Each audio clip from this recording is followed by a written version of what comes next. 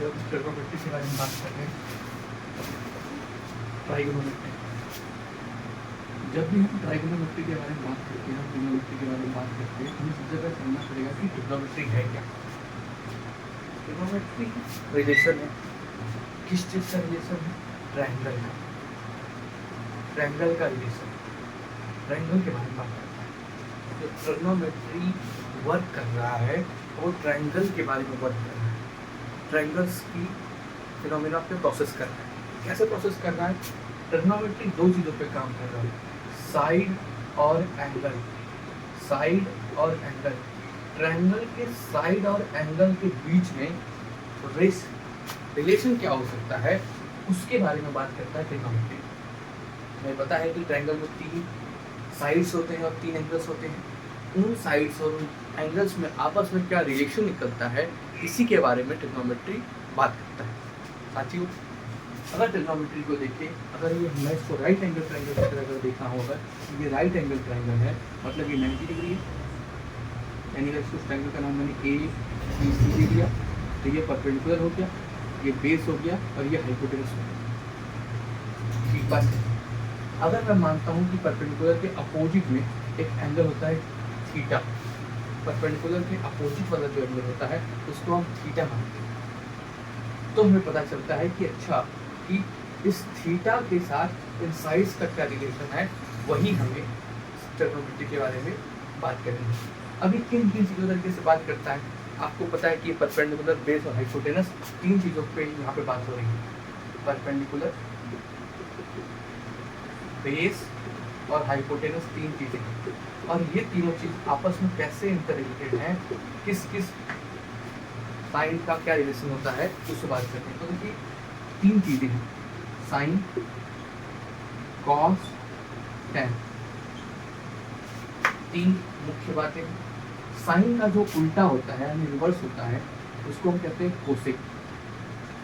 Cos का जो उल्टा होता है उसे हम बोलते हैं सेक।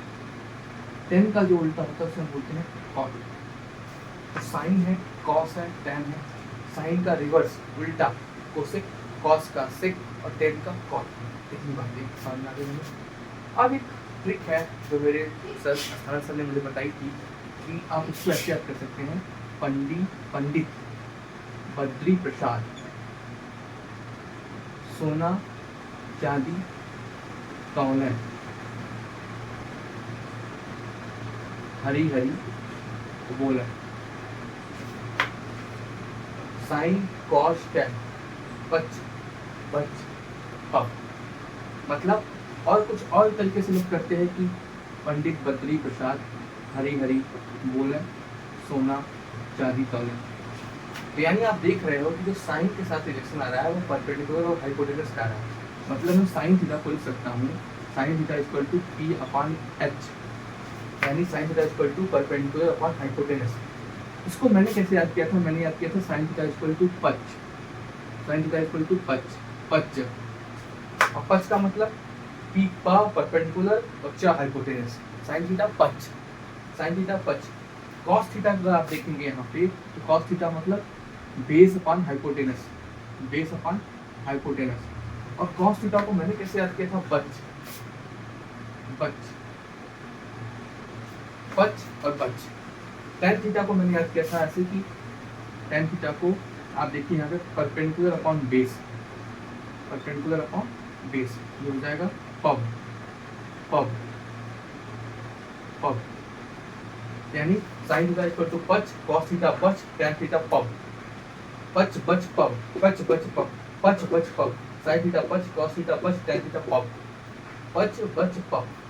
अब साथियों, कोसेक को देखने के लिए, कोसेक थीटा को देखने के लिए याद करने की जरूरत नहीं है। ये साइन थीटा का क्या होता है? उल्टा होता है।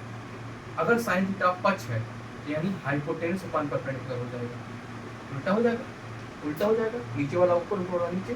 कॉस थीटा अगर बच है तो सेक थीटा H/P हो जाएगा। टैन थीटा अगर पब है, P/D है, तो कॉट थीटा B/P हो जाएगा। तो ये हमने रिलेशंस के बारे में बात की, हमने रिलेशंस के बारे में बात की। और यहाँ से हमने एक चीज सीखा कि जो साइन थीटा है, साइन थीटा 1/कोसेक थीटा होता है। कह सकते हैं क्या? साइन थीटा को 1/कोसेक थीटा, क्योंकि ये इसका उल्टा है।